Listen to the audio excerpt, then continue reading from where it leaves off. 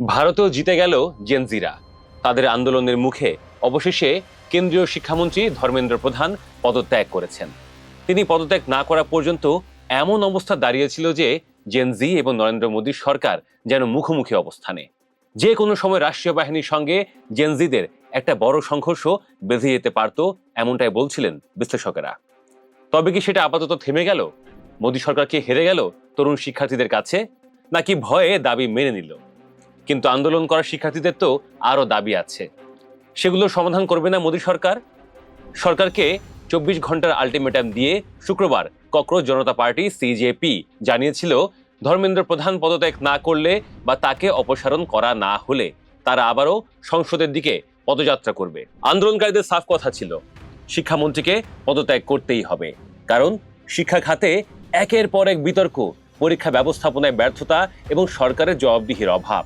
অথচ এসবের কোনো রাজনৈতিক দায় সরকারের নেই বলে মন্তব্য করছেন আন্দোলনকারীরা। তাদের কথা হলো, দীর্ঘদিনের অন্যায়, অনিয়ম এবং ব্যর্থতার মাধ্যমে শিক্ষার্থীদের ভবিষ্যৎ অনিশ্চয়তার মুখে ঠেলে দেওয়া হয়েছে। তাই শুধু তদন্ত বা কমিটি গঠন নয়, রাজনৈতিক দায়ও নির্ধারণ করতে হবে।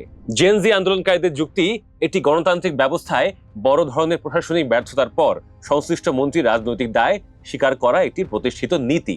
তাদের মতে পদত্যাগ করা মানেই ব্যক্তিগত অপরাধ স্বীকার করা শুধু নয়, বরং নৈতিক ও রাজনৈতিক জবাবদিহির অংশ।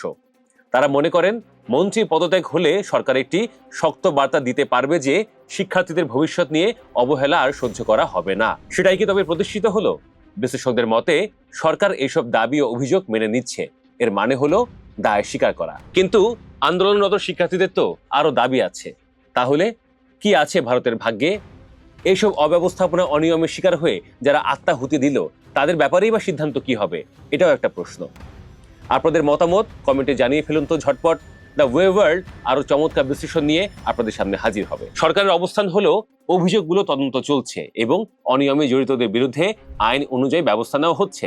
অথচ একদিন আগেও সরকার মনে করছিল আলাদা কিছু অপরাধ বা প্রশাসনিক ব্যর্থতার জন্য সরাসরি শিক্ষামন্ত্রী পদত্যাগের প্রশ্নই আসে না।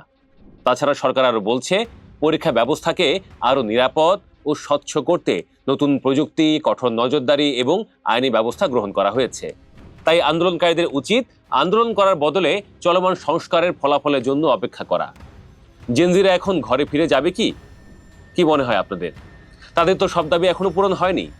জেনজিদের কথা হলো, কোনো একটা ঘাপলা হয়েছে তা সরকার মেনে নিচ্ছে বা স্বীকার করছে, নয়তো সংস্কারের কথা সরকার ওঠাতোই না। তবে যাই বলেন দর্শক, ভারতে চলমান এই আন্দোলনে ভিন্ন মাত্রা যোগ হয়েছে। প্রথমত, এটা অরাজনৈতিক আন্দোলন। বেশ কয়েকটি রাজনৈতিক দল ও সংগঠন এতে যুক্ত হলেও মূল আন্দোলনের প্ল্যাটফর্মটা অরাজনৈতিক। দ্বিতীয়ত, এই আন্দোলনের অন্যতম বৈশিষ্ট্য হলো ডিজিটাল সংগঠন।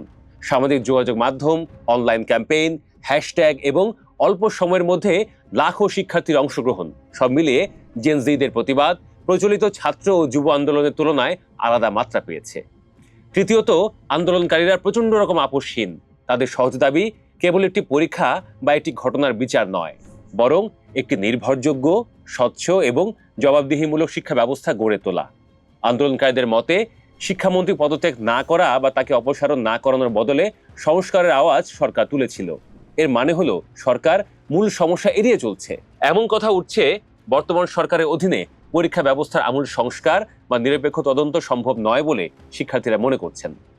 তাছাড়া বহু বছর পরিশ্রম করে প্রস্তুতি নেওয়া শিক্ষার্থীদের জীবনের গুরুত্বপূর্ণ সময় নষ্ট হচ্ছে।